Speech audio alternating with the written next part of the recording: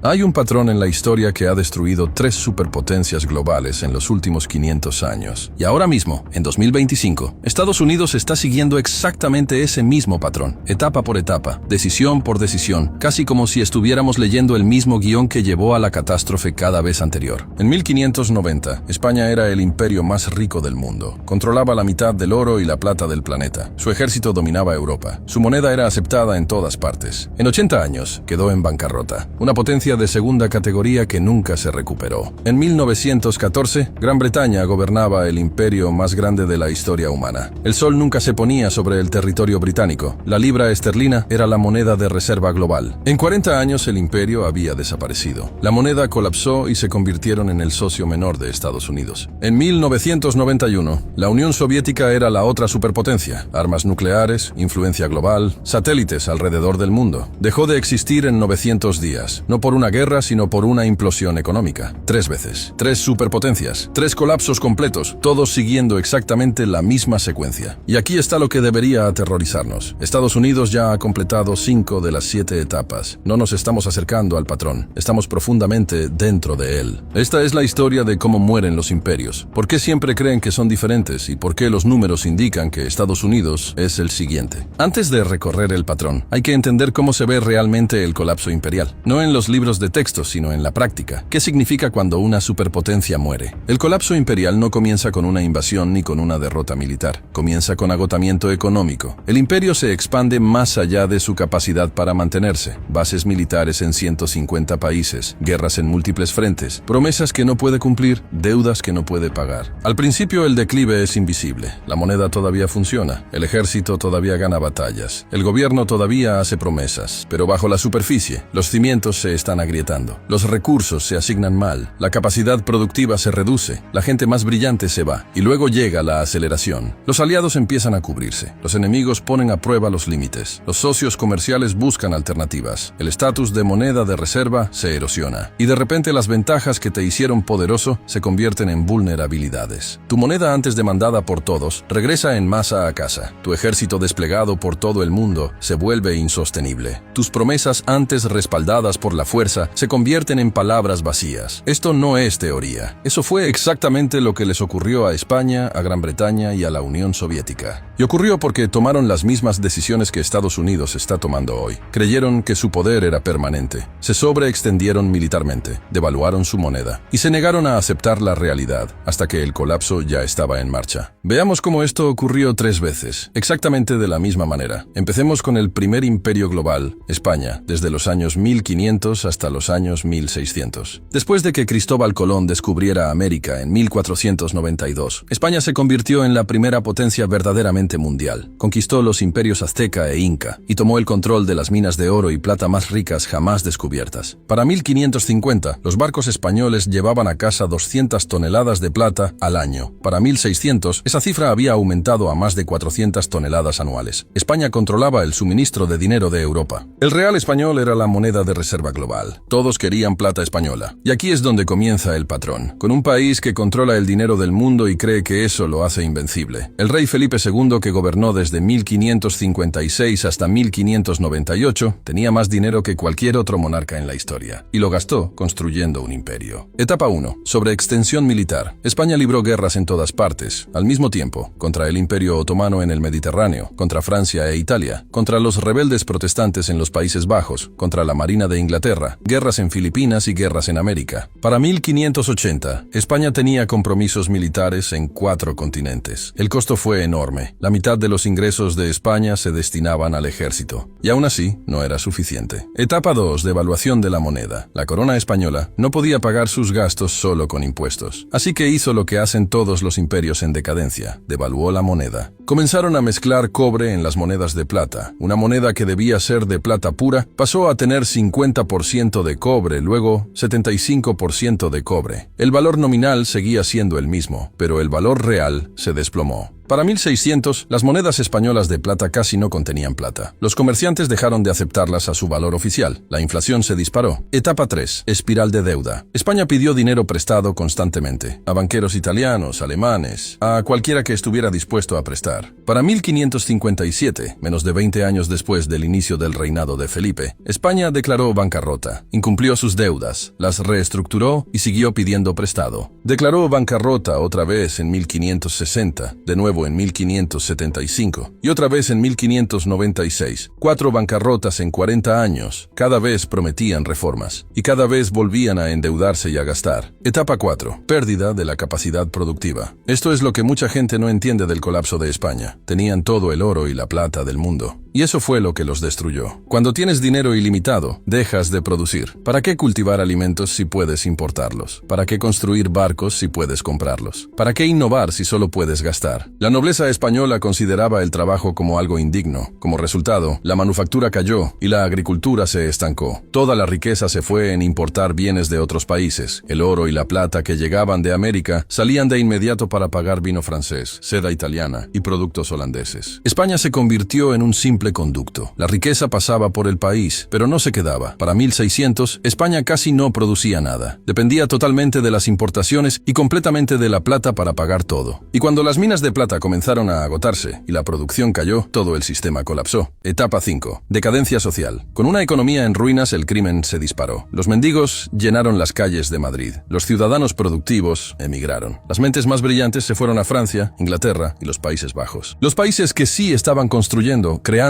y creciendo siguieron adelante. España se quedó con burócratas, soldados y sacerdotes. Nadie generaba riqueza, todos la consumían. Para 1640, España perdió Portugal. Para 1650, perdió los Países Bajos, su territorio más rico. Y para 1700, el Imperio Español era solo una cáscara, todavía grande en el papel, pero económicamente muerto. Pasó de ser la superpotencia del mundo a una potencia secundaria en menos de un siglo, y nunca se recuperó. Hoy, España es un país europeo regional, agradable, con mucha cultura, pero irrelevante en el escenario mundial. Los descendientes de los conquistadores se convirtieron en una atracción turística. Así es como se ve el colapso de un imperio. Avancemos ahora 300 años. Es Gran Bretaña en los años 1900, el imperio donde el sol nunca se ponía. En su punto máximo, Gran Bretaña controlaba el 25% de la superficie terrestre del mundo y gobernaba a 400 millones de personas. La libra esterlina era la moneda de reserva global. Todos los grandes contratos comerciales se firmaban en libras. Todos los bancos centrales tenían bonos británicos. Londres era el centro financiero del mundo, y al igual que España 300 años antes, creían que ese poder era permanente, pero ya estaban siguiendo el mismo patrón. Etapa 1. Sobreextensión militar. Para 1900, Gran Bretaña tenía compromisos militares en todas partes: India, África, Medio Oriente, China, el Pacífico y el Caribe. Tenía que defender territorios en 6 continentes. El costo era enorme, y cuando comenzó la Primera Guerra Mundial en 1914,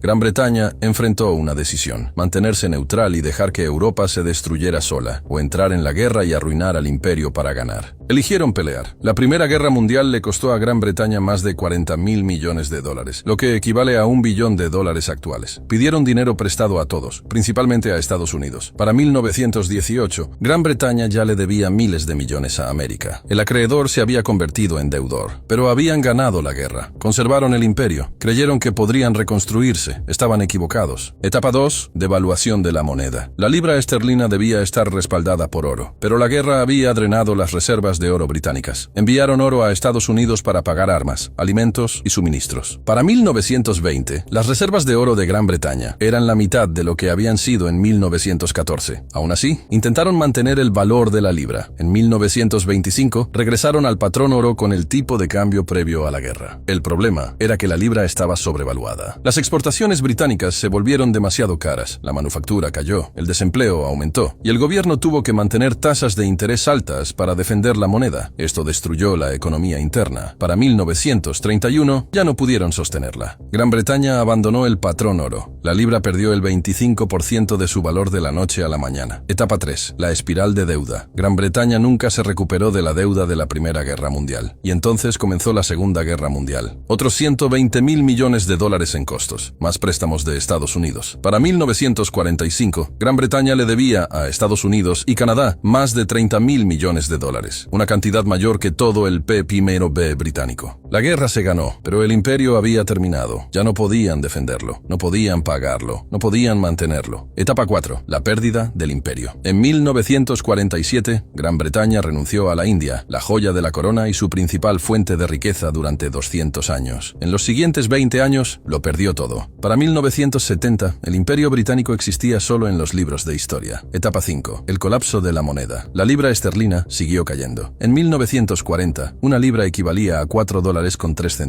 1950, a $2.80. En 1970, a $2.40. Para 1980, 2 libras equivalían a $30 y hoy han caído a $27. La moneda de reserva global se convirtió en una moneda regional. Gran Bretaña intentó conservar un asiento permanente en el Consejo de Seguridad de la ONU, armas nucleares y una relación especial con Estados Unidos. Pero todos conocían la verdad. Eran una potencia del pasado, un museo de lo que alguna vez fue grande. El imperio se había ido y nunca regresó. Ahora veamos el ejemplo más reciente, la Unión Soviética, que gobernó de 1945 a 1991. Después de la Segunda Guerra Mundial, la URSS surgió como superpotencia. Tenía armas nucleares, un enorme control militar sobre Europa del Este, satélites en el espacio, y creía que era el futuro. Pensaban que el comunismo enterraría al capitalismo y que el modelo soviético dominaría el mundo. Durante 45 años compitieron con Estados Unidos, igualaron su poder militar, construyeron más tanques, más misiles y más tropas, pero bajo la superficie la economía se estaba muriendo. Etapa 1. La sobreextensión militar. La Unión Soviética gastaba entre el 15 y el 20% del PIB en el ejército. Eso era el triple de lo que gastaba Estados Unidos. Tenían que igualar la tecnología, el alcance y las alianzas estadounidenses. Estaban en Afganistán, sosteniendo a Cuba, apoyando a Siria, Vietnam, Corea del Norte, Angola y Etiopía. En cada lugar donde Estados Unidos tenía influencia, ellos sentían que debían contrarrestarla. El costo era insostenible. Etapa 2. El estancamiento económico. La economía soviética dejó de crecer en los años 1970. Los ingresos del petróleo los mantenían a flote, pero nada más funcionaba. Las fábricas producían basura. Las granjas fracasaban. La tecnología quedó décadas atrás. Para los años 1980, la Unión Soviética importaba grano. Un país con algunas de las mejores tierras agrícolas del planeta no podía alimentarse a sí mismo. ¿Por qué? Porque la planificación central no funciona. Porque la innovación muere bajo el control. Porque nadie produce cuando no hay incentivos. Etapa 3. El colapso de la moneda. El rublo nunca fue una moneda real. No podía intercambiarse internacionalmente. Ni siquiera los propios ciudadanos soviéticos confiaban en él. Usaban dólares cuando podían conseguirlos. El gobierno tenía que comprar bienes extranjeros con oro y petróleo, porque nadie quería rublos. Para 1985, los precios del petróleo cayeron. Las reservas de oro soviéticas se estaban agotando. Se estaban quedando sin dinero real. Etapa 4. La pérdida del imperio. En 1989 cayó el muro de Berlín. Europa del Este se fue. Polonia, Hungría, Checoslovaquia, Rumania y Alemania Oriental. Todo perdido en un solo año. Los estados satélite que le daban profundidad estratégica a la Unión Soviética desaparecieron. El gobierno soviético no pudo detenerlo y además estaban en bancarrota. Etapa 5. El colapso total. El 26 de diciembre de 1991, la Unión Soviética dejó de existir. 900 días desde la caída del muro de Berlín hasta la disolución completa. Sin guerra, sin invasión, solo una implosión económica. El ejército no podía ser pagado. El gobierno no podía funcionar. El rublo se volvió inútil. Una superpotencia con 30.000 armas nucleares colapsó por un fracaso económico interno. El patrón se repitió una vez más. Sobreextensión, fracaso de la moneda, deuda pérdida del imperio y finalmente colapso. Y aquí está lo que debería quitarte el sueño. Estados Unidos está siguiendo exactamente el mismo patrón, etapa por etapa. Déjame mostrarte cómo. Etapa 1. La sobreextensión militar. Estados Unidos tiene más de 750 bases militares en 80 países. Tiene tropas en 150 países. Está comprometido a defender a Europa a través de la OTAN, a defender a Japón, Corea del Sur y Filipinas, a combatir en Medio Oriente, a contener a China y a Rusia. Su presupuesto militar es de $850.000 millones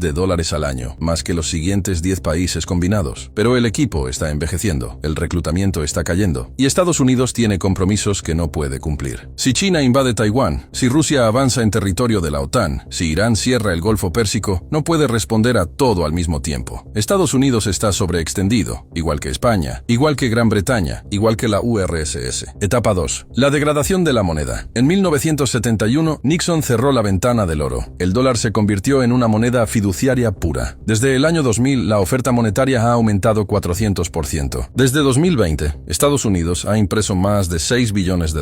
El dólar ha perdido 98% de su poder adquisitivo negativo desde 1971. Estados Unidos no está mezclando cobre con monedas de plata. Simplemente está imprimiendo papel sin límite. El mecanismo es diferente, pero el resultado es el mismo. Etapa 3. La espiral de deuda. Estados Unidos debe 36 billones de dólares. Eso equivale a 120% del PIB. Solo los pagos de intereses se acercan a $1 billón al año. Está gastando más en intereses que en defensa. La economía opera con déficits cada año. $1.8 billones en 2024, en una economía en crecimiento. En tiempos de paz, pide prestado para pagar los intereses de deudas anteriores. Esa es la definición de una espiral de deuda. España cayó en suspensión de pagos 4 veces. Gran Bretaña pidió prestado hasta colapsar. La URSS se quedó sin dinero. Estados Unidos va por el mismo camino. Etapa 4. La pérdida de capacidad productiva. Estados Unidos ya no fabrica cosas, diseña, financia y consume, pero no produce. Su base manufacturera ha sido desmantelada y trasladada a China, México y Vietnam. Estados Unidos importa $800 millones más de lo que exporta cada año. Depende de cadenas de suministro extranjeras para todo: medicinas, electrónicos, acero e incluso componentes militares. Así como España se volvió dependiente de las importaciones mientras la plata salía del país, Estados Unidos depende de las importaciones mientras los dólares salen. Etapa 5. La decadencia social. La confianza en las instituciones está en mínimos históricos. El crimen está aumentando. La indigencia está explotando. Las sobredosis de drogas matan a 100.000 estadounidenses cada año. Los mejores y más brillantes se van o se desconectan. Las tasas de fertilidad están colapsando. La disfunción política es total. Los estadounidenses no pueden ponerse de acuerdo en nada, no pueden arreglar nada, no pueden construir nada. Las señales de decadencia están por todas partes, pero todos fingen que todo está bien. No está bien. Estados Unidos está en la etapa 5 de 7. La Unión Soviética llegó a la etapa 5 antes del colapso total. Gran Bretaña también. España duró más, pero el patrón es el mismo. Aún no estamos al final, pero estamos profundamente dentro de la secuencia. Etapa 6. La pérdida del estatus de moneda de reserva. Ahí es cuando los aliados empiezan a diversificarse, cuando el comercio se mueve a otras monedas, cuando el dólar regresa en masa al país porque nadie necesita mantenerlo. Y ya estamos viendo señales tempranas. Las naciones BRICS están desarrollando alternativas. Los bancos centrales están comprando oro. China y Rusia comercian en yuanes y rublos. Arabia Saudita acepta yuanes por el petróleo. Las grietas se están formando. Etapa 7. El colapso total. No un declive gradual, sino una implosión repentina. La Unión Soviética pasó de superpotencia a inexistente en 900 días. Gran Bretaña perdió su imperio en 20 años. España tardó más, pero el resultado fue el mismo. Cuando falla la moneda de reserva, cuando la deuda se vuelve imposible, cuando el ejército no puede financiarse, el sistema no cae con elegancia, colapsa rápido y brutalmente. Y todos los que pensaron que aquí no podía pasar, aprenden la misma lección que aprende todo imperio. Sí puede pasar, y sí pasa. 3 imperios siguieron este patrón: España, Gran Bretaña y la URSS. Cada uno creyó que era excepcional, cada uno creyó que era diferente, cada uno creyó que las reglas no se aplicaban a ellos. Y se equivocaron todas las veces. El patrón no se preocupa por el excepcionalismo. El patrón es matemático. No puedes gastar más de lo que tienes para siempre. No puedes mantener un imperio sin capacidad productiva. No puedes degradar tu moneda sin consecuencias. No puedes evitar las etapas 6 y 7 una vez que completas de la 1 a la 5. La secuencia ya está marcada. La única pregunta es el tiempo. Tal vez Estados Unidos tenga 10 años, tal vez 5 o tal vez menos. Pero el patrón dice que el colapso viene. Y cuando llegue no será lento, será repentino. Suscríbete al canal si esto te abrió los ojos.